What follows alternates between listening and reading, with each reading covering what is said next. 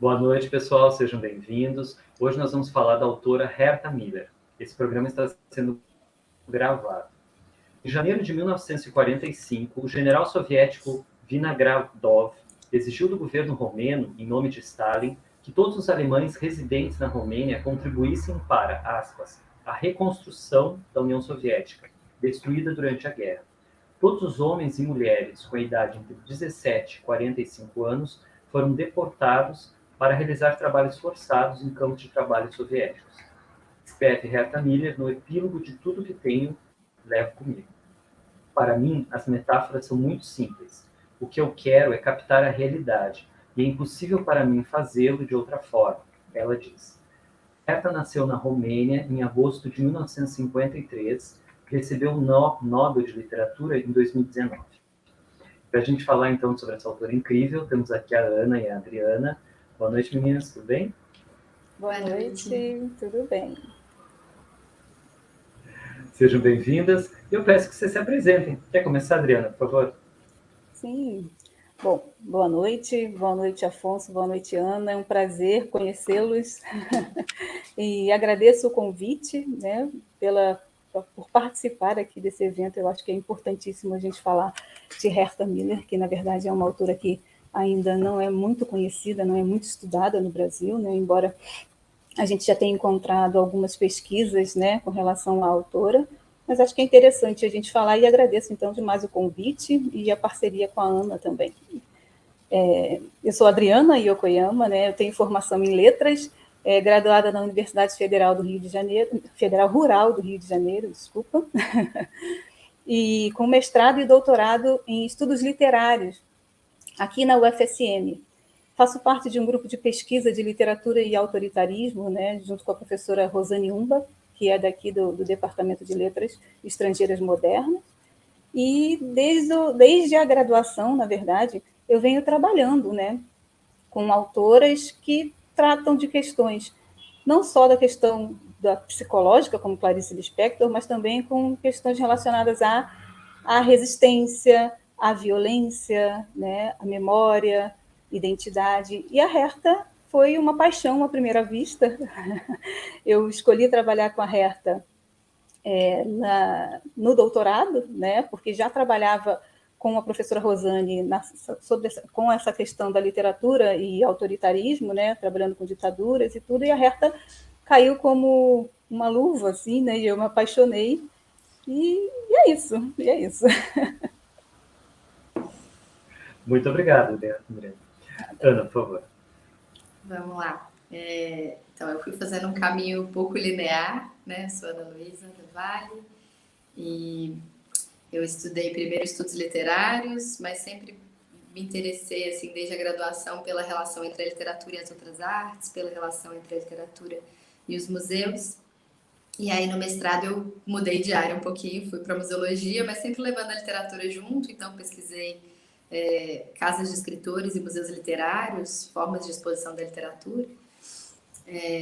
Na Universidade de São Paulo, eu fiz a graduação na Unicamp, né, na Universidade Estadual de Campinas, e o doutorado também na USP, mas aí de volta para as letras. Então eu tinha feito esse percurso aí na museologia, e aí no doutorado eu resolvi voltar para a teoria literária, né, que era a minha área de formação na graduação.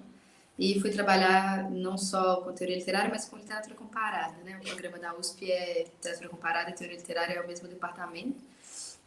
E pensando justamente em comparações possíveis entre literatura e museologia, que também não é uma coisa muito usual, então eu fui tentando abrir uns caminhos e, ao mesmo tempo, conhecendo algumas pessoas que já estão nessa jornada, né?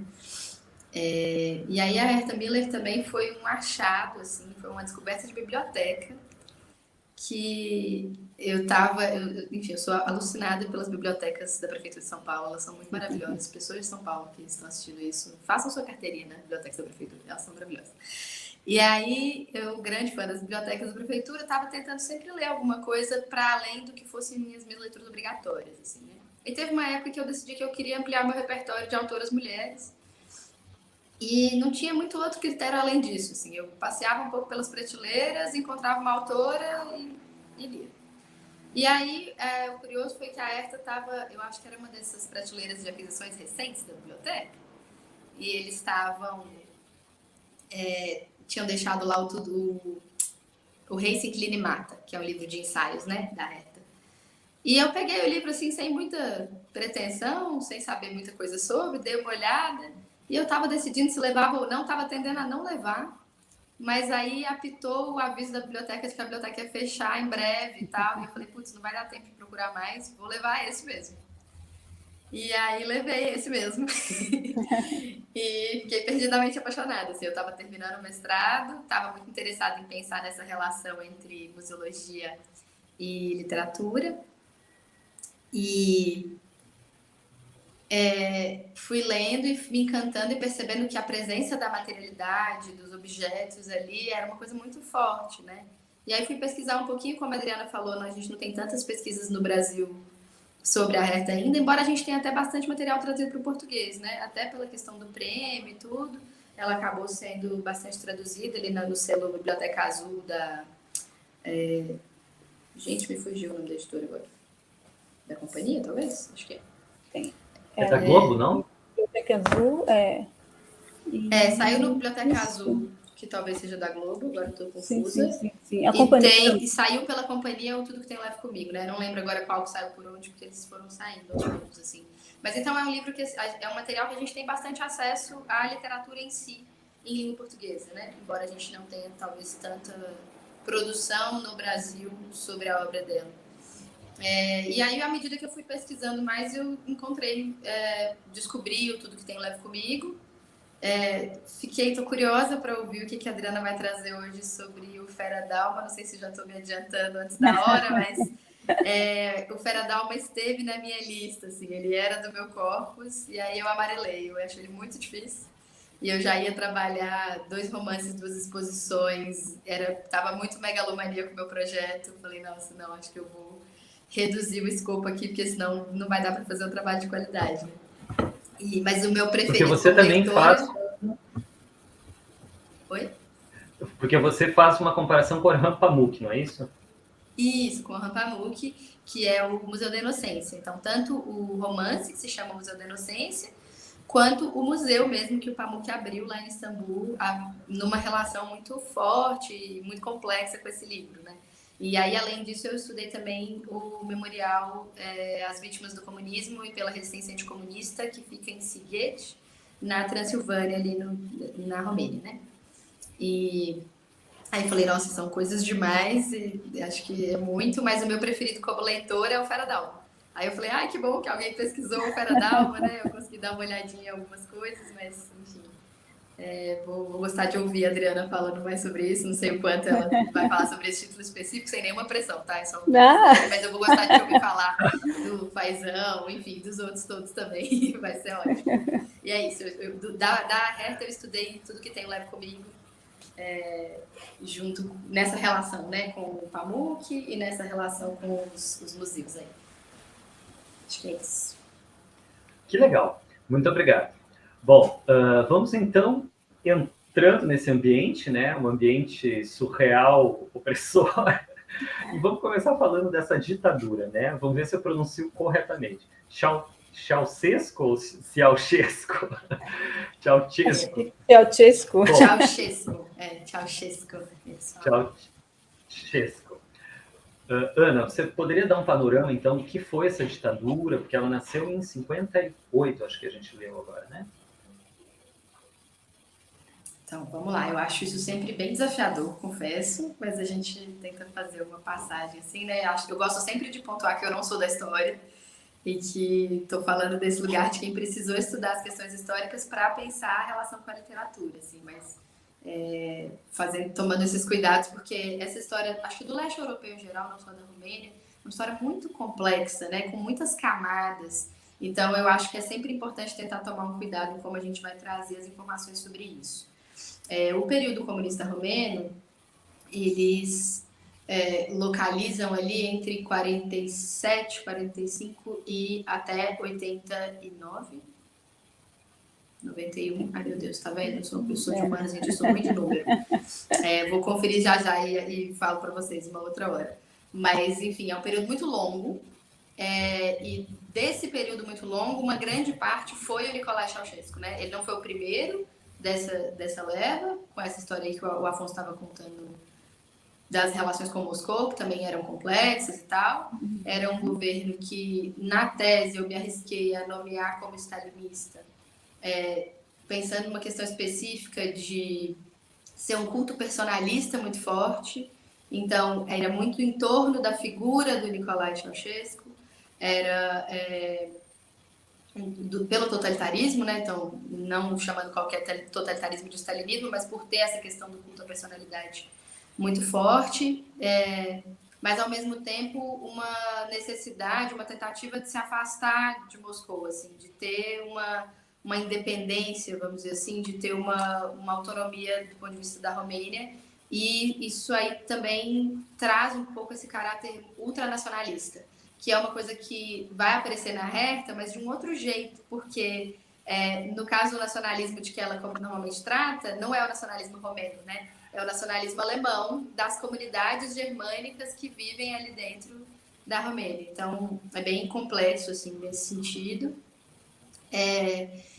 E tem várias questões, assim, muito intrincadas, eu acho, sobre como essas coisas foram acontecendo, né? Então, a gente tem isso na Hungria também, essa situação de invasão, vamos dizer assim, e aí é que às vezes eu acho delicado, é que tem um discurso na Romênia, muitas vezes, como se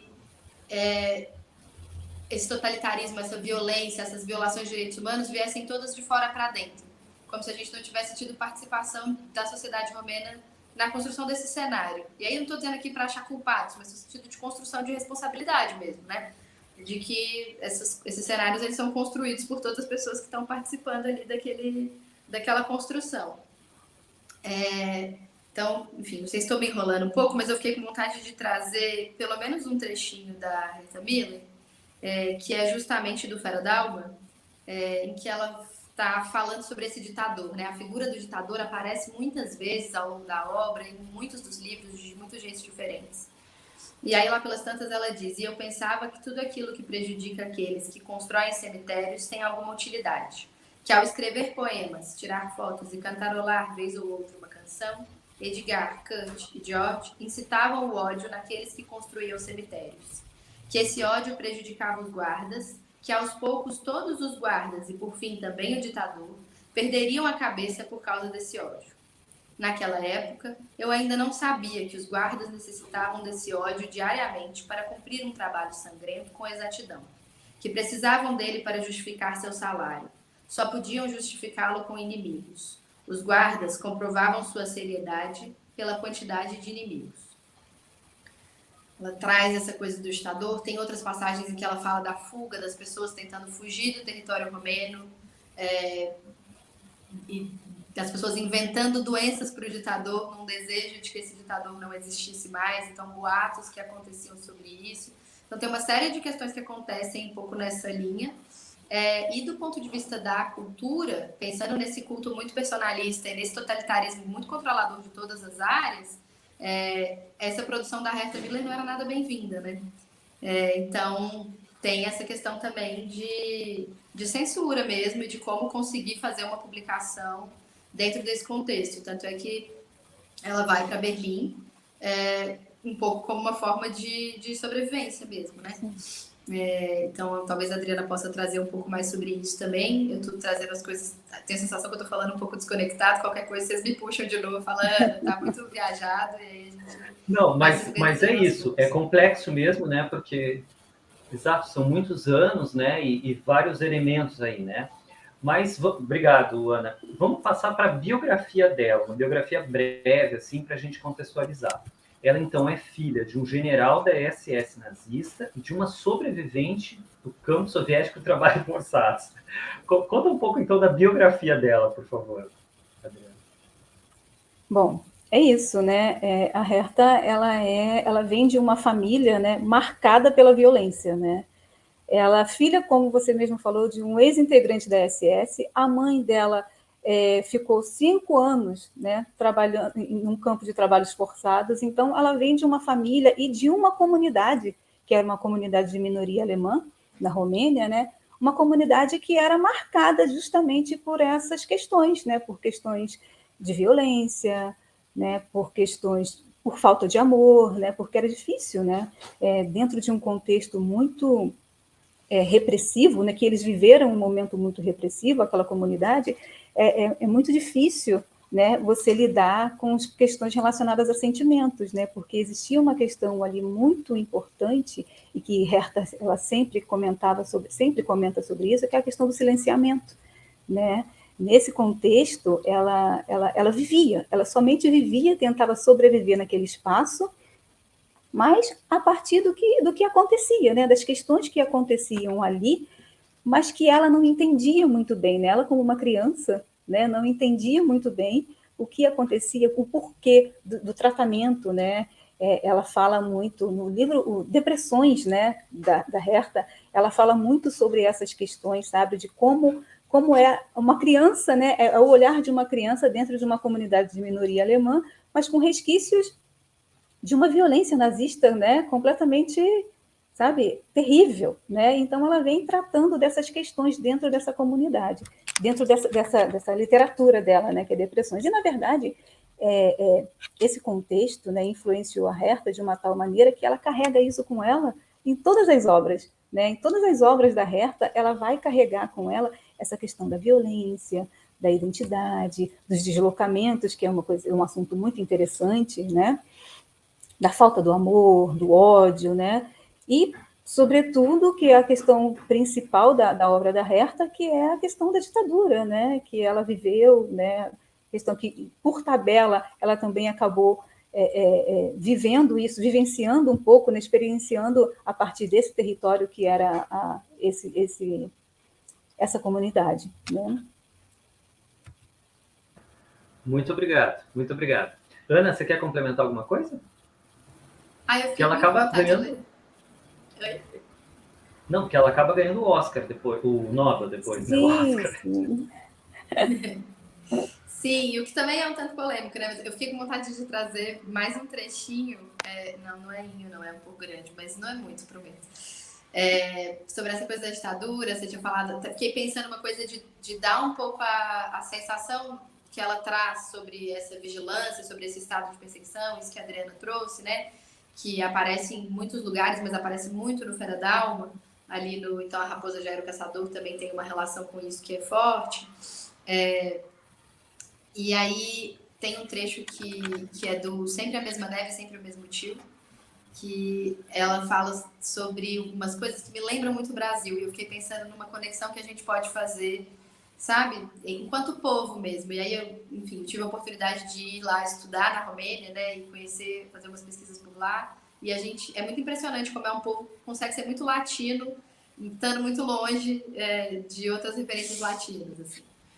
E aí ela diz o seguinte: aquilo que está disponível de maneira banal e pronta no cotidiano dos países ocidentais possibilita o encontro do tomar impulso com o objetivo. Na Romênia, sem improvisação, não se chega ao objetivo. Qualquer semelhança, né, gente? Mera coincidência. Muitas vezes a improvisação supera o usual. Ela se transforma em sensação, e isso dá tanto orgulho que nos esquecemos da necessidade de improvisação. Quando tudo precisa ser improvisado para ir de um passo a outro e para alcançar o que é pessoalmente importante, não há nada surreal. Todo o povo é obrigado a usar sua criatividade em objetos e ações. Ou seja, é obrigado a fazer poesia. É estúpido.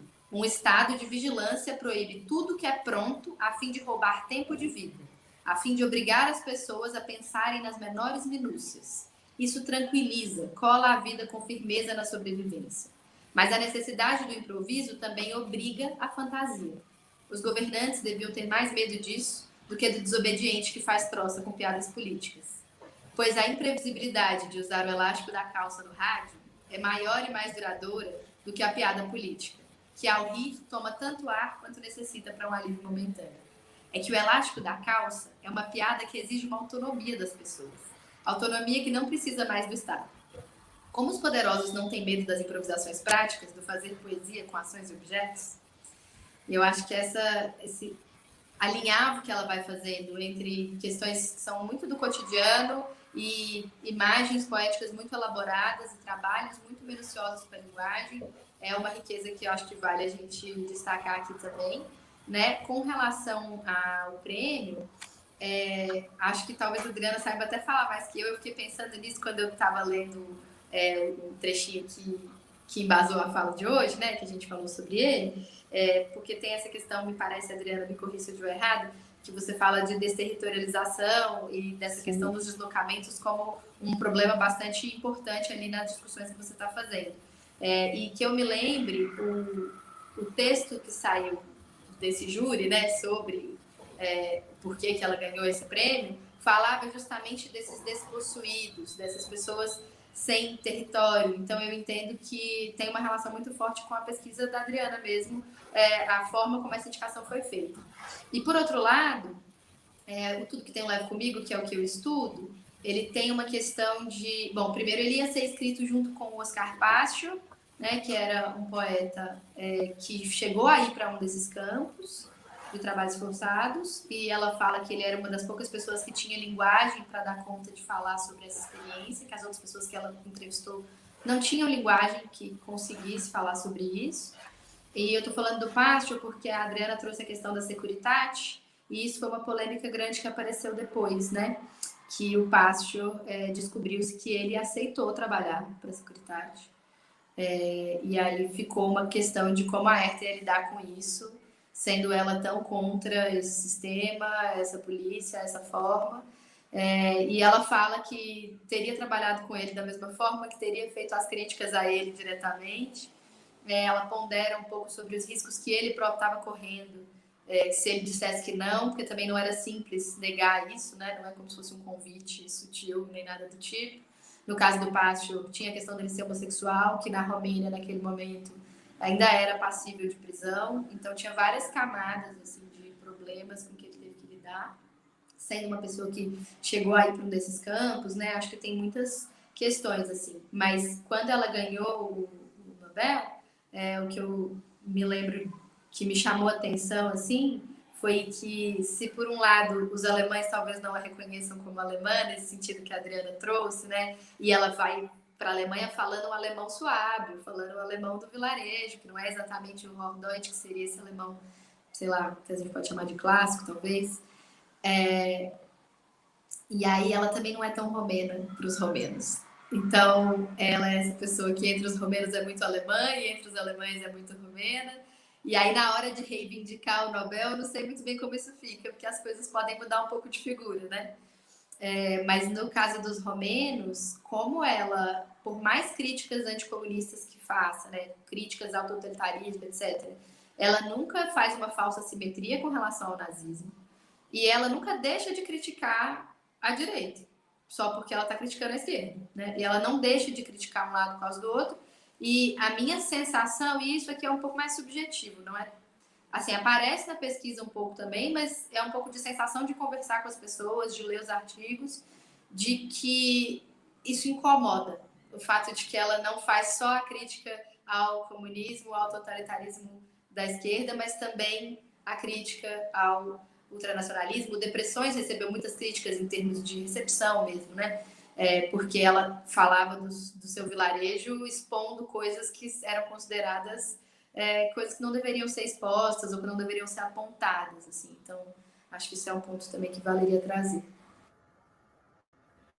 Num vilarejo que tinha, sei lá, uma tendência nazista, não é isso? Uma nostalgia, assim, que tinha passado por isso. Adriana, está de microfone fechado. Ah, tá. Agora foi. Pois essa questão do Pasteur é interessante, né? A Ana trouxe, levantou essa questão, e foi um detalhe que a Herta, quando descobriu, né? Quando se descobriu que ele tinha participado, né? Que ele tinha participado tinha auxiliado a Securitate, né? Quando lendo Fera da Alma, eu me deparei muito com as questões dos três amigos, né? Fera da Alma é um livro que, para mim, assim, me tirou do chão, sabe? Foi um livro que eu lia justamente para a minha tese, né, para poder tentar escrever a tese, e eu conversava com a minha orientadora e dizia, Rosane, eu não estou conseguindo seguir o livro, eu estou triste, sabe? Era um livro que me tirava completamente, sabe, do eixo, né? E ali ela narra aquela história justamente dos três amigos, né? Foram os três amigos que a narradora personagem, que é uma narradora personagem que ela não é nomeada no romance, mas ali ela narra a história do momento, né? Que eles passaram por esse processo de vigilância, né? E os encontros, né? Esses encontros que eles tinham ali eram importantes porque eles não estavam, né? Eles estavam deslocados, não estavam próximos às famílias, né? Eles ali eram uma família, né? Os quatro eram uma família e nesse contexto, né? A Herta ela fala sobre essa questão da desconfiança, né? É interessante você falar sobre isso quando a gente lembra do Pasteur, porque, assim, claro que na época isso não passava pela cabeça dela pelas condições, né, por tudo que foi feito diante da obra, né, que era para ser escrita a quatro mãos e acabou, né, o Pasteur morreu e ela teve que ficar com isso sozinha, né, o que eu faço com todo esse documento, né, com todas essas informações nas minhas mãos. E quando ela fala sobre a questão da desconfiança, né? Essa desconfiança que esses amigos tinham uns dos outros, não era por falta de amizade, né? Mas era por medo também, né? E é isso que acontece, né? Como que seria, né? Num processo, vamos supor, de muita violência, né? Será que poderia ser capaz de entregar o outro? Isso poderia ter acontecido, né? Não aconteceu no romance, né? Mas poderia ter acontecido, né? E isso eu acho que vai muito de encontro ao que a gente está comentando com relação a essa questão do Passion, né? Porque como que ele falaria isso, né, para as pessoas que ele era ele auxiliava a Securitate, na verdade, né? Como que ele poderia dizer que ele auxiliava a Securitate? Como que ele poderia dizer para a Herta, não, eu estou te ajudando a escrever, mas eu também participei, né? Eu também fiz parte desse movimento, né? Então é uma questão difícil de lidar, né? Uma questão muito difícil de lidar. Só vamos lembrar, esse é um personagem que foi levado pelos soviéticos para a União Soviética para trabalhar lá, porque supostamente todos os alemães tinham uma culpa coletiva, não é isso? É isso aí, exatamente. Supostamente todos tinham uma culpa coletiva, né? E ele ficou 5 anos, né? E é uma história lindíssima, né? Eu acho que a Ana, como é o livro preferido dela, né? Eu acho que a Ana também deve lembrar dessa história. A avó dele, né? Ele sai de casa e a avó dele disse: "Eu sei que você vai voltar." Né? E essa frase ele leva com ele, né? Durante os 5 anos é essa frase que sustenta, né? A presença dele ali, né? Era uma vida muito sofrida, né? Mas ele sempre lembrava dessa frase, né? Essa frase era a frase que sustentava ele até o retorno, né? É que quando ele retornou, ele já não era mais a mesma pessoa, né? Ele já não era mais a mesma pessoa que foi, mas a frase ele carregou com ele, né? Bem interessante. O livro é um livro lindíssimo, é um livro triste, né? Mas retrata bem essa questão da ditadura romena, né? A tristeza de ter que passar por tudo isso, as dores, né? Tudo isso é bem retratado pela Herta e de uma maneira muito franca, mas também eu acho que aí entra no contexto na fala da Ana, né? Que é uma maneira muito metafórica também, né? Assim, ela trata da questão da metáfora de uma forma muito interessante e a gente vai lendo e cada um vai fazendo a sua análise, né, com relação às coisas, os objetos ali são todos muito intensificados, né? Os objetos eles ganham uma vida completamente diferenciada, significação completamente diferente, né? É bem interessante, bem interessante. Eu tô rindo aqui, gente, apesar de ser um tema super duro, né? Porque eu tô querendo fazer uma provocação quando o Afonso fez essa pergunta sobre o pátio. E aí a Adriana trouxe né, essa história do Léo Albergue, que é o protagonista lá do Tudo Que Tem Levo Comigo. E eu estava recuperando aqui Ai, cadê? Minha Pátria Era o Caroço de Maçã. que tem umas entrevistas com ela, que é bem bacana, inclusive. E aí, lá pelas tantas, ela diz o seguinte, ela diz que não sabíamos, na época, né, ela e o Pássio, até onde o livro poderia permanecer documental e até onde precisaria se tornar fictício. Para Pássio, ele permaneceu biográfico, ou seja, documental, mas sua realidade era cheia de poesia. Aí ela fala assim, finalmente em casa procurei capítulos isolados e ampliei o anotado com o inventado. Descrevi cenas isoladas e as li para Pássio no encontro seguinte. No início, ele sentiu-se enganado.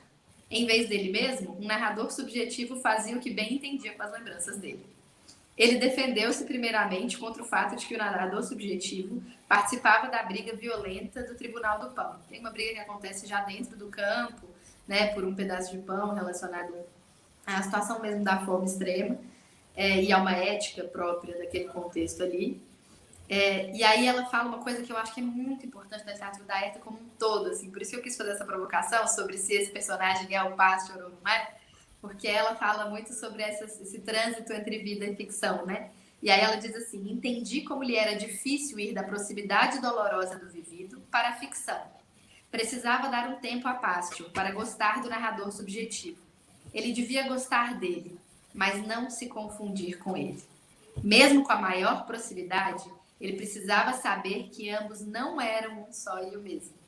E ela fala isso em outras situações, em que ela diz que para dar conta de representar uma rua, ela precisava ter já passado por várias outras e ter passado por uma rua real para conseguir trazer a rua inventada, né? Então isso é uma coisa muito forte na Herta e que eu acho, trazendo um pouco para o lado aqui dos meus estudos da literatura concentracionária, que é a literatura de campo de concentração e afins, né? É muito comum que essa literatura seja uma literatura que se propõe a contar a verdade, a ser factual, a ser testemunho nesse sentido de documento. E a Herta Miller vai um pouco na contramão dessa direção, assim, dizendo que a gente precisa de ficção para dar conta dessas coisas todas. E de que não, ela não está fazendo um relato exatamente como aconteceu.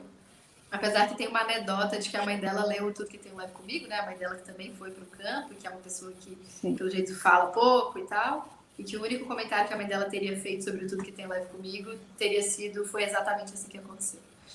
O comentário teria sido esse. Porque... Foi uma coisa que eu li numa entrevista. Sim. Porque ela traz em algum momento que acaba tendo muitos clichês, né? Essa suposta objetividade, né? Bom, Adriana, justamente, eu queria que você falasse um pouquinho sobre essa questão você fala ao mesmo tempo das condições de vida e também do tempo e do espaço. E você traz uma citação do Proust. Uma hora não é apenas uma hora, é um vaso repleto de perfumes, de sons, de projetos e de climas. O que chamamos realidade é uma determinada relação entre sensações e lembranças a nos envolverem simultaneamente. Isso em busca do tempo perdido, né? Então, eu queria que você falasse um pouquinho dessas duas coisas que parecem contraditórias. Ela fala das condições de vida, mas também o tempo e o espaço aparecem de outra forma. Bom, na minha pesquisa de doutorado, eu usei algumas obras da Herta e deixei de lado, infelizmente, Tudo Que Tenho Levo Comigo, que é um livro maravilhoso, né? É um livro maravilhoso, porque eu queria retratar justamente esse período da Romênia, né? Eu queria retratar esse período da Romênia. Então, eu precisei pegar as outras obras, né, para poder tentar traçar o que eu já havia percebido. As obras da Herta, eu trabalhei com Fera da Alma, O Homem é um Grande Fazão no Mundo, trabalhei com A Raposa Já Era o Caçador e também O Compromisso, né? O Compromisso. São as obras... Deixa eu ver se eu levanto aqui um pouquinho para vocês darem uma olhadinha. Aqui os livros... Isso. Os livros que eu trabalhei na minha tese.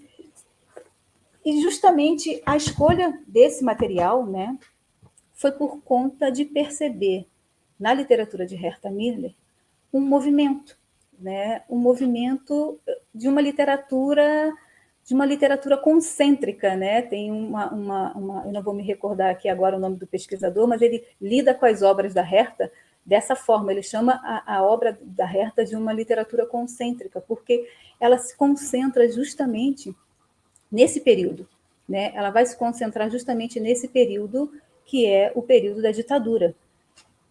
Percebendo essas condições, né, eu comecei a fazer a leitura dessas obras e também observar que dentro da literatura de Herta Miller, alguns temas eles se repetem. Temas como, por exemplo, violência, a ditadura principalmente, né, principalmente nessas obras em que eu trabalhei com obras traduzidas, né, o alemão não é a minha língua, né? Não conheço a língua alemã, e isso foi, de início, foi um pouco problemático, né? Ter que trabalhar com as obras traduzidas, mas eu acho que, assim, a gente entende a necessidade, né? Entende a necessidade de se trabalhar com obras traduzidas, porque a gente precisa também democratizar a literatura, né? Então, eu acho que seria interessante trabalhar com esse tipo de obra traduzida, embora eu não tenha nenhuma experiência com a língua alemã. Então, nesse contexto, eu comecei a perceber que na literatura de Herta Miller existe um movimento desses temas que estão sempre ali, estão sempre sendo trabalhados. A questão da identidade, a questão da violência, né, a questão da ditadura, a questão da memória.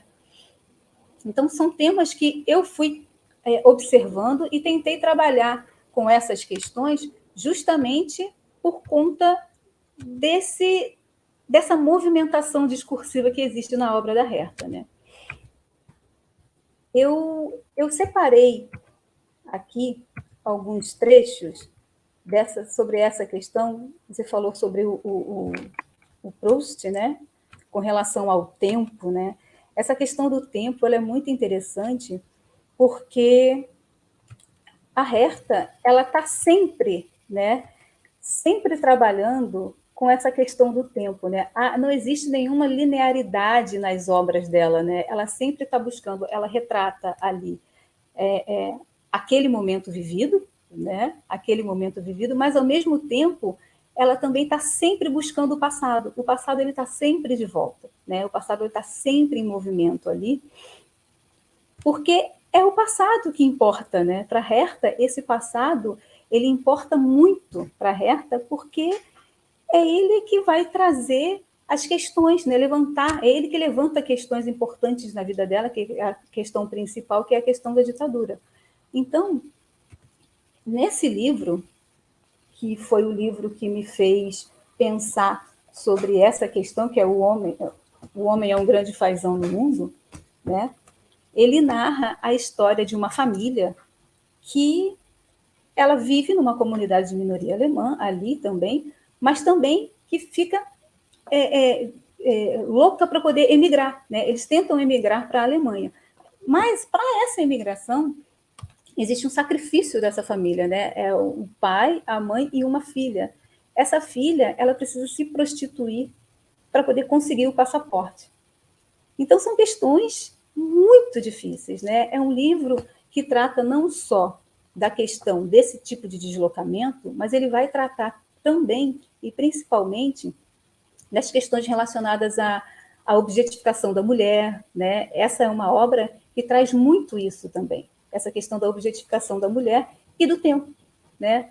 O tempo ali é uma questão muito importante, porque durante essas idas e vindas, ele trabalha levando sacos de farinha, né? Então ele faz um trajeto, ele tem um trajeto que é diário, né? De idas e vindas carregando esses sacos, e ali ele mesmo fala, né?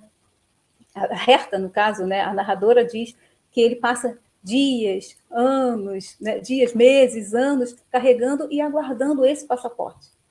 Só que em determinado momento, ele vê na casa de um peleiro, né, a figura de um relógio, e isso eu acho interessantíssimo, né? E aí entra essa questão da gente fazer a nossa interpretação, né? Porque eu acho que é uma interpretação que é uma figura, uma imagem muito bonita, e a Ana, quando falar sobre essa questão da materialidade, eu acho que a gente vai entender melhor, né? Porque aqui, no meu caso, eu fiz uma análise como pesquisadora mesmo, né? Apenas uma análise. Ele passa a ver um relógio pendurado, né? A imagem de um relógio pendurado, não a imagem do relógio, mas a sombra de um relógio, né? eu trago aqui para vocês uma citação do livro. Ele diz assim, ó: as janelas na casa do peleiro ficaram atrás da macieira. Estão iluminadas. Eles têm o passaporte, pensa Vinci. As janelas brilham intensamente e a vidraça está descoberta. O peleiro vendeu tudo. Os cômodos estão vazios. Ao lado da estufa, o relógio de parede deixou uma longa mancha branca na parede. O tempo está pendurado ao lado da estufa. Vinci fecha os olhos. O tempo acabou, pensa Vinci. Ouve o tic-tac da mancha branca deixada pelo relógio de parede e vê o mostrador do relógio feito de manchas pretas. Essa passagem, né, ela revela de uma forma muito poética, né, muito bonita, essa relação do tempo com o espaço, né? Esse relógio que sutilmente se apresenta ali na figura da imagem, né, é porque o relógio ficou tanto tempo ali, mas naquele momento ele foi retirado porque ele viu que aquele período chegou o momento daquela família, né, daquela família se retirar e de se retirar para a Alemanha. Então, essa corrida do tempo ali, né, que Vinci observa, essa corrida, ela faz uma relação muito intensa com essa questão do Proust, quando ele vai falar sobre uma hora, né? Ele diz, uma hora, eu vou repetir, uma hora não é apenas uma hora, é um vaso repleto de perfumes, de sons, de projetos e de climas. O que chamamos de realidade é uma determinada relação de sensações e lembranças a nos envolverem simultaneamente. Isso é lindo, né? Isso é lindo, porque essa relação, o objeto em si, né, ele é ali simplesmente um objeto. Mas o que acontece naquele momento com Vinci ali não é só a simplicidade do objeto, é o que ele representa, o que ele vai significar e o que ele significa naquele momento, né? Naquele momento, a sensação que aquele objeto passa para ele. Ele vê ali somente a sombra do relógio, né? A sombra dos ponteiros. E aí, os ponteiros podem sim estar ali numa relação de representar o tempo que acabou, né? Um tempo que acabou para aquela família do peleiro, mas e o tempo que ainda continua, né? Que é o tempo para ele, no caso, né? Porque ele ainda guarda essa sensação de poder emigrar, né? É um desejo que ele tem, mesmo sabendo que, para isso, a filha dele precisa passar por um sacrifício, né? Que é o sacrifício de ter que se prostituir para justamente conseguir uma autorização, a autorização do passaporte, né? À espera dessa realização para emigrar. Isso nos lembra um pouco essa questão de colagem, né? Porque você está falando aí da colagem de vários momentos, de vários tempos e de vários lugares. E isso nos leva ao cubismo, ao futurismo, ao dadaísmo. Agora eu vou pedir, muito obrigado, Adriana, eu vou pedir que a Ana fale um pouquinho isso, dessas experimentações que ao mesmo tempo se combinam com realismo. Por favor. Vamos lá. Esse moço faz umas perguntas difíceis, né? Mas essa coisa da relação com os objetos me leva para muitos lugares. Tem até que tomar cuidado para não perder o rumo aqui, porque eu fico querendo já entrar em várias questões. Mas sobre a colagem, uma coisa que eu acho que é interessante para quem está conhecendo a Herta agora também é que, além de ter alguns procedimentos entendidos como procedimentos de colagem e de fazer uma série de experimentações do ponto de vista da linguagem, ela trabalha com colagens muito literais também, no sentido de recortes de palavras que ela cola para fazer poemas, né? Então, ela fala isso em uma das entrevistas, se não me engano, é no Minha Pátria no Caroço de Maçã, que ela fala das várias palavras que ela vai recortando de jornais, de revistas, enfim, de fontes várias e guardando uma espécie de gaveta de várias palavras em alemão. No caso do alemão, acho que vale lembrar, também não é uma língua que eu domine, né? Eu conheço coisas muito, muito iniciais, assim, muito básicas. Acho que esse assunto de estudar obras traduzidas renderia uma conversa em si mesma, assim, acho que vai para muito longe também. Mas no caso da Herta Miller, tem a coisa da formação das palavras em alemão ser por aglutinação, né? Então, você tem aquelas palavras enormes em alemão que são junções de várias outras palavras, e aí ela tem esse mecanismo de pegar, colado mesmo, pegar o papel e colar aqui para montar uma poesia. É muito significativo dessa relação dela com a materialidade, né? Com a coisa e a palavra e como isso se mistura, assim. E no caso da Herta, acho que tem uma coisa também que entra nessas experimentações, que é a mistura entre os idiomas. Então, ao mesmo tempo que ela traz essas coisas da composição, da forma como o alemão funciona, que eu acho que tem a ver com o fato de ser a língua materna dela e de ser a operação mental que ela faz nessa língua materna, que é de fazer essas junções, ela traz referências do romeno, muitas, que é a outra língua que aparece o tempo todo, mas às vezes em algumas das obras tem alguma referência ao húngaro, tem alguma referência ao russo, e dependendo de qual for o contexto ali dos personagens, né, e que faça sentido fazendo essas junções. Então, tanto tem essas experimentações desse ponto de vista bem linguístico mesmo, de compor novas palavras, criar neologismos, o Tudo Que Tem Leve Comigo mesmo, o nome original dele não é Tudo Que Tem Leve Comigo, né? O título original é Atem Schalkel, se é que se pronuncia assim, mas que seria algo como o balanço da respiração. Em algumas das traduções optaram por fazer assim, então, mas isso variou muito, né? No Brasil ficou Tudo Que Tem Leve Comigo, na versão em língua inglesa ficou The Hunger Angel, que é o anjo da fome que aparece de muitas formas ao longo do livro, mas os franceses, por exemplo, mantiveram o balanço da respiração, né? Então, La Balançoire du Souffle, se não me engano, alguma coisa assim. E aí tem essa coisa dela ir compondo essas palavras, né, tecendo isso que eu falo que é um trabalho muito minucioso, assim. E ao mesmo tempo essa ideia da colagem, que eu acho que dialoga com isso também que a Adriana estava trazendo, sobre não ser uma escrita linear, porque justamente a colagem também permite um pouco dessa liberdade, né? Você tem uma situação acontecendo aqui e tem outra que é justaposta, que é entremeada de alguma forma, sem que necessariamente seja uma continuação direta, sem uma relação trivial, assim, imediata. Então, acho que tem muitos espaços de experimentação. Esse grupo de que a Adriana falou mais cedo, de escritores e tudo mais, teve uma influência também no trabalho dela, né? Que é o Actions Group Banat, que era um grupo de escritores dessa região do Banato, que também tinha suas referências a partir daí. E eu acho muito interessante, assim, não sei se era para esse lado também a pergunta, Afonso, a coisa você me direciona de novo, mas... Sim, porque você até coloca de um esforço de resistência a qualquer síntese, não é isso? Exato, isso, que ela é como se essa estratégia de trabalhar dessa forma fragmentada e dessa forma um pouco linear, né? Inclusive, essa fala é uma citação, né? Agora não vou me lembrar de quem exatamente, mas tem uma outra pesquisa que traz isso, de como ela resistiu ao totalitarismo de tantos jeitos, inclusive na forma da escrita, né? Acho que talvez você disse que você estivesse se lembrando, assim. Então, é muito difícil fazer um resumo de um livro da Herta Miller, por exemplo, do ponto de vista de resumo do enredo, porque não é só sobre o enredo, né? É sobre toda uma construção literária muito complexa de se reduzir assim numa teria que ser uma simplificação num sentido muito rasteiro, muito ruim da palavra, eu acho, para a gente conseguir fazer resumos dessas obras, a não ser que a gente queira fazer um comentário de um trecho específico e tudo mais. Mas o que eu fiquei pensando, que é para onde minha cabeça vai naturalmente aqui, é a questão do que eu tendo a chamar de uma materialidade que é inescapável, né? Então a gente tem esse real, esses objetos, de que a Adriana estava falando também, ao mesmo tempo que ela faz imagens muito complexas e imagens poéticas que claramente não são um relato da realidade, vamos dizer assim, não são um testemunho no sentido documental, precisa sempre estar ancorado nessa realidade.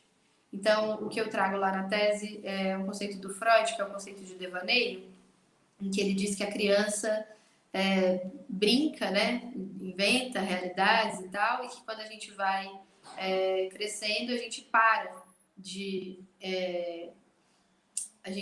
de fazer isso de forma explícita, como esse jogo, mas a gente continua fazendo essa mesma operação mental, que seria isso que ele chama de devaneio, né?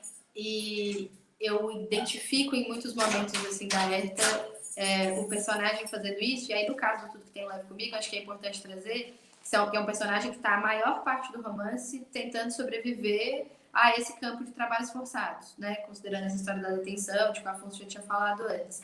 E aí é uma espécie de mecanismo de sobrevivência esse recurso ao devaneio. Então, ao mesmo tempo que ele tenta criar algo e vai para esse lugar do surreal, da imagem, da fantasia, também tem uma coisa de esbarrar numa concretude que não tem jeito de fugir dela, de esbarrar numa materialidade que existe um limite até onde esse devaneio consegue ir. Não sei se está muito abstrato, dependendo de como for, também podemos tentar pegar um trechinho de repente e falar um pouquinho a respeito. Não, acho que é por aí mesmo. É uma autora extremamente complexa, né? Mas eu tenho uma pergunta bônus aqui para vocês, que me deu a sensação, lendo o trabalho dela, que ela não propõe nenhuma, digamos assim, nenhuma observação documental, vamos dizer assim, ou supostamente objetiva, justamente porque durante muito tempo houve uma espécie de censura da percepção, né, e captura da imaginação. Então é como se através da literatura ela quisesse sair do mesmo, né? Sair da repetição e propor que, bom, ela não tá repetindo o comunismo opressor, né? Mas ela é capaz de criar. Não sei, eu tive um pouco essa sensação. Isso por um lado. Por outro lado, gostei muito daquilo de não repetir os clichês, né? De que é sempre a mesma coisa, mas é dita de forma diferente. E agora, trabalhando com a ditadura, assim, com documentos da ditadura, eu estou vendo essa necessidade, né? Que, como diria o Beckett, a realidade é só um hábito, né? Que ele rouba isso do Proust. Queria que a Adriana falasse um pouquinho o que isso que eu falei assim te traz, Adriana, por favor.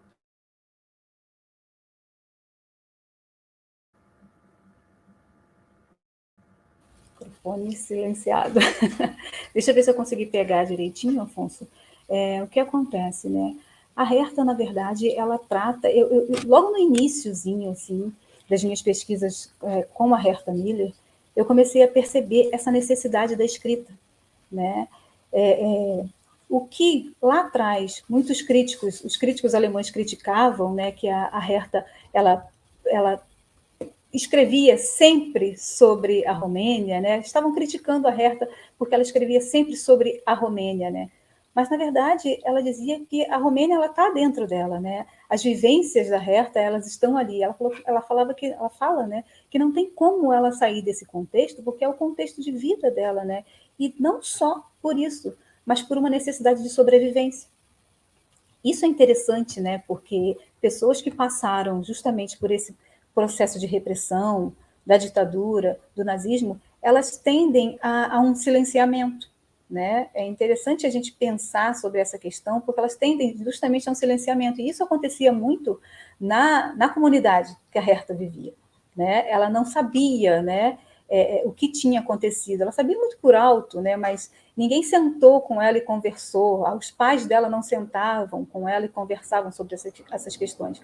Ela só recebia, né? Ela recebia a questão que era muito, muito evidente, que era a questão do alcoolismo, que não era só o pai dela era um alcoólatra, né? Mas isso acontecia com muitas pessoas, né? A questão dessa forma de era a questão dessas pessoas lidarem, a forma como essas pessoas lidavam com essas questões, né, repressivas. E a Herta, ela dentro desse contexto, dentro dessa vivência, né, ela precisava sair desse movimento, né? Ela passou por um processo muito difícil, né? Durante a ditadura de Ceausescu, o livro, por exemplo, O Compromisso, né, é um livro interessantíssimo que fala sobre o compromisso de uma narradora que todos os dias, às 10 horas da manhã, ela precisava, se não me engano, era todos os dias, ou uma vez por semana, agora eu não vou me recordar, mas ela precisava ir, né, a esse encontro, né, que era um encontro para poder saber da vida dela, o que ela fazia, né? Ela estava sendo vigiada 24 horas por dia, a todo momento. Então, assim, pessoas que passaram por esse processo de repressão, né, de violência, elas tendem realmente a silenciar. Só que, na verdade, a Herta, ela, para uma questão de sobrevivência, né, e porque ela não queria, né, ela via o que acontecia com o entorno. A Herta, ela viu o que aconteceu com as pessoas que passaram pelo nazismo, né, pelos desmandos, né, de Hitler, viu a forma como as coisas aconteceram. Então, eu não queria isso para ela, né?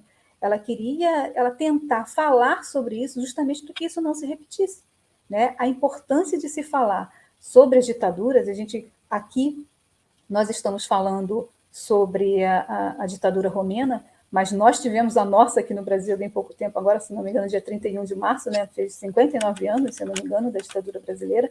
Então, é importante se falar sobre isso, ainda que seja muito difícil, né? Ainda que seja uma situação muito difícil, um momento difícil, né, de você descrever todo o processo de tortura. É importante você falar sobre isso para que isso não se repita, né? Nós passamos por um processo político aí, sem querer entrar muito nessa questão política, mas já entrando, né? Mas nós passamos por um processo político muito complicado, né? Muito complicado. Então, a gente estava vendo a nossa democracia se desfazendo, né? Tudo que a gente conseguiu construir, a gente estava perdendo isso, né? Nós estávamos perdendo tudo isso. Então, assim, existe uma importância em falar sobre isso para que isso realmente não se repita, né? E era o que acontecia, e é o que acontece com a Herta. Esse movimento, e esse foi um dos pontos que me chamou muito a atenção na obra da Herta, é esse trabalho, esse movimento dela sempre estar falando sobre a ditadura romena, mas de maneira diferente, né? Cada livro, né? Cada questão que ela trata sobre uma forma de tortura ou sobre a necessidade do deslocamento, né? Que é essa questão da desterritorialização, ela é uma questão muito forte nas obras da Herta. Elas estão ali muito presentes em todas as obras, pelo menos nas obras que eu pesquisei da Herta. Todas as obras, ela trata dessa questão da desterritorialização, né? Ela trata desse movimento, sabe? Dessa questão do exílio. E isso se comprova, essa necessidade da Herta sempre falar sobre isso e se preocupar com isso, é a questão dela, em 2009, ela mandou uma carta aberta à Angela Merkel, fazendo o pedido de um museu do exílio na Alemanha, né?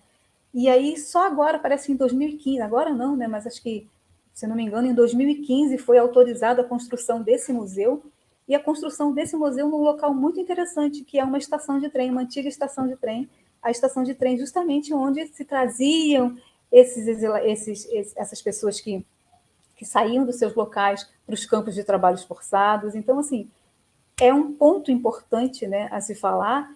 E a Herta, ela está lutando, né, ainda, se eu não me engano, eu não sei, eu não tenho informação, mas eu acho que ainda não foi construído, não foi construído esse museu, mas parece que será construído esse Museu do Exílio. Então, essa é a importância, sabe, de trazer essa história dos exilados, de trazer sempre, colocar sempre em pauta, ainda que de forma diferenciada, como a Herta faz, de trazer essa questão para que a gente possa entender, né, o que foi, né, esse momento e não deixar mais que isso se repita, né? Eu não sei se consegui te responder, mas... Perfeito, obrigado. Ana, por favor. Obrigada, Afonso. Eu queria voltar, na verdade, porque eu tinha falado a questão das datas, né?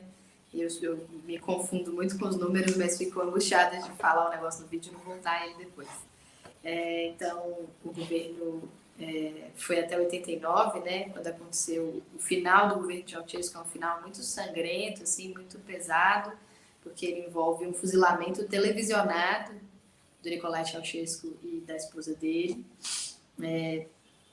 no contexto de uma convocação que ele tinha feito para as pessoas ouvirem um pronunciamento público, que depois começa uma manifestação contra o governo, e isso gera uma repressão a esses manifestantes, vai fazendo um efeito dominó, assim, de uma situação toda muito complexa, em que eles terminam sendo condenados por genocídio, né? E fuzilados, um fuzilamento que é televisionado. E aí eu peguei um trechinho aqui do Matei Carinescu, que fala sobre a literatura romena e o legado totalitário, só para tentar sintetizar um pouco as coisas que eu tinha falado sobre a ditadura romena, para ficar um pouco mais organizado, até para quem não conhece esse contexto, né? Então, na Romênia, nesse período de 53, que é quando nasce a Herta Miller, uma versão extraordinariamente dura do stalinismo foi imposta, para a qual os intelectuais do país estavam pouco preparados. Alguns dos escritores, tanto jovens quanto já estabelecidos, colaboraram com o novo regime desde o início e adotaram o realismo socialista como um novo método de criação. Mas muitos relutaram e imediatamente tornaram-se objeto de diversas formas de perseguição, incluindo prisões. Enquanto a própria União Soviética estava se desestalinizando no meio dos anos 50, o chefe do partido romeno, Gheorghe Udeh, instituiu uma política de reestalinização secreta em linhas pseudo-nacionalistas que foi continuada por Ceausescu, na forma de um comunismo pseudo-nacional estridente combinado com um culto de personalidade primitivo e grotesco. Então, só para situar aqui, isso é do Matei Carinescu, em literatura romena lidando com o legado totalitário. E aí eu não sei se agora era para eu fazer um comentário sobre isso que a Adriana trouxe, se era só sobre comentários gerais. Afonso, me localiza, fazendo favor. Não, é ótimo, foi ótimo, é isso aí mesmo.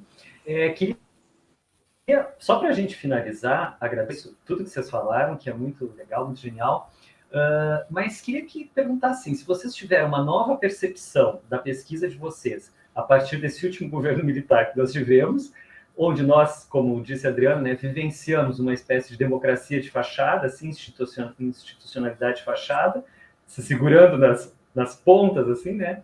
Tinha polícia política tinha um pouco do que eu chamo pós-democracia de 2016 e 2022, que a gente não sabia muito bem o que era.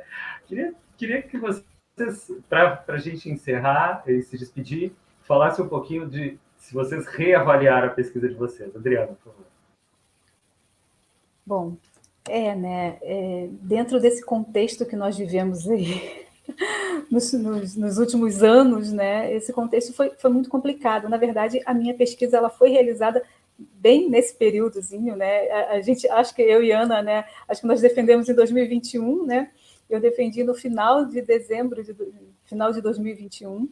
Então, assim, foi bem complicada a escrita, né? Primeiro por conta da pandemia, né? A pandemia que gerou uma dificuldade muito grande, né? Uma preocupação muito grande, não só em relação à pandemia, mas em relação ao andamento, né?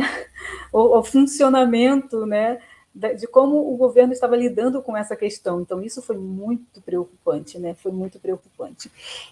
Nessa questão, eu repensei, sabe, esse momento, claro que é incomparável, né? Eu não vou aqui comparar o nosso momento com o momento vivido na Romênia, o momento vivido por pessoas que passaram por isso, não tem como comparar, mas me fez repensar, sabe, nessa necessidade mesmo de sempre se falar sobre isso, porque quando que em algum momento nós, depois de estarmos vivendo em uma suposta democracia, nós acreditávamos que nós poderíamos achar que a gente ia conseguir viver num país tão conturbado, tão difícil, né, em que existiam dois lados, né, muito característicos, dois lados que estavam se engolindo, né, e a gente nesse meio, né, difícil de tentar entender como é que se faz para poder lidar com isso, né,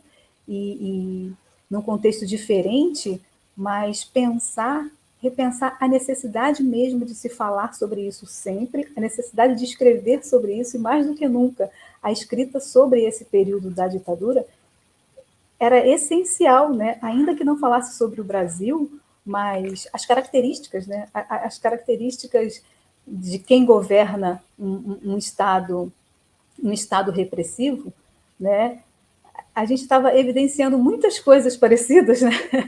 Nós estávamos evidenciando muitos sintomas, né, de uma possível ditadura mesmo, né? E a gente estava preocupado, né? Estava muito preocupado com relação a isso, né? Então, eu acho que falar sobre Herta Miller, por mais que seja uma ditadura romena, é importante porque também nos leva a repensar o nosso modo de vida, a nossa forma de pensar o governo, a nossa forma de lidar com a literatura, né? A nossa forma, principalmente, de lidar com a literatura que trata de questões relacionadas à ditadura, relacionadas à questão da resistência, né? Eu não falo só com relação à ditadura, mas resistência no geral, né? Nós estamos vendo aí a questão indígena, né? sabe, surgindo de uma forma muito, muito intensa, né? Questões que são também prioritárias, né? Questões de resistência, né? E aí a gente fala das mulheres, a gente fala dos indígenas, a gente fala de pessoas no geral, né? De todos os grupos, né?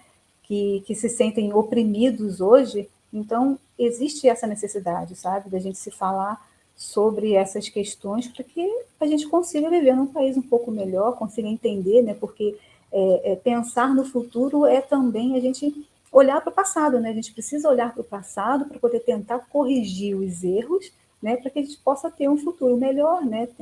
Tentar corrigir alguns erros e tentar consertar no presente para que o futuro seja um pouco melhor, né?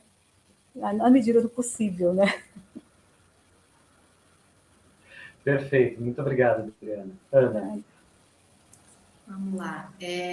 Pensei a mesma coisa que a Adriana disse no momento que o Afonso fez a pergunta, que foi o fato de que a gente fez, o período em que a gente fez as nossas pesquisas, né? Eu entrei no doutorado em 2017 e defendi em 21. E eu já achei, assim, que ter conseguido, eu fui para o intercâmbio, né? Eu tive essa oportunidade de fazer o que a gente chama de doutorado sanduíche, com a bolsa da CAPES. Eu fui para a Sorbonne e para o Instituto de Pesquisa sobre Comunismo lá na Romênia em novembro de 2018. E haver uma bolsa para uma pesquisadora de literatura ir para fora do país em novembro de 2018, para mim já foi em si mesmo uma surpresa. Eu brincava um pouco com essa coisa de estar estudando o Memorial da Resistência Anticomunista e de estar no Centro de Estudos sobre o Comunismo, porque eu brincava que era um pouco meu álibi, assim, né? Eu falava, bom, se alguma coisa der muito errado aqui e eu for perseguida, eu posso alegar que eu estou pesquisando anticomunismo. E talvez seja mais fácil lidar com o que vem depois a partir disso, assim.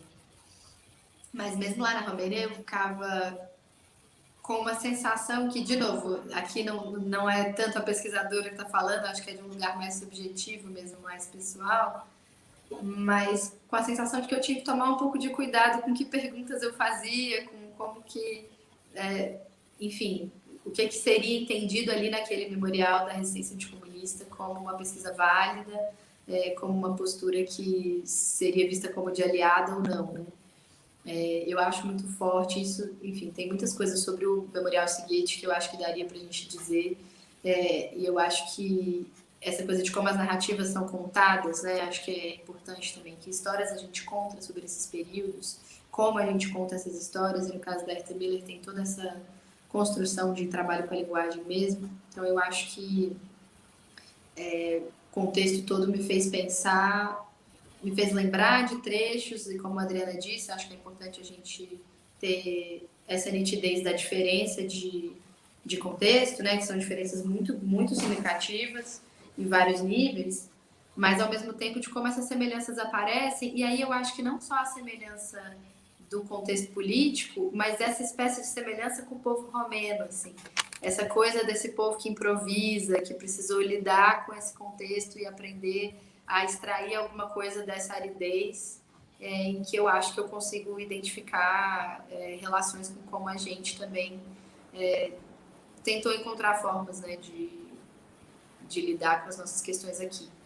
Então, acho que isso da forma da gente olhar para a literatura, a Herta Miller, me parece que essa é uma das principais contribuições, assim, né, isso dela trazer da nossa relação com o real e a nossa relação com o literário,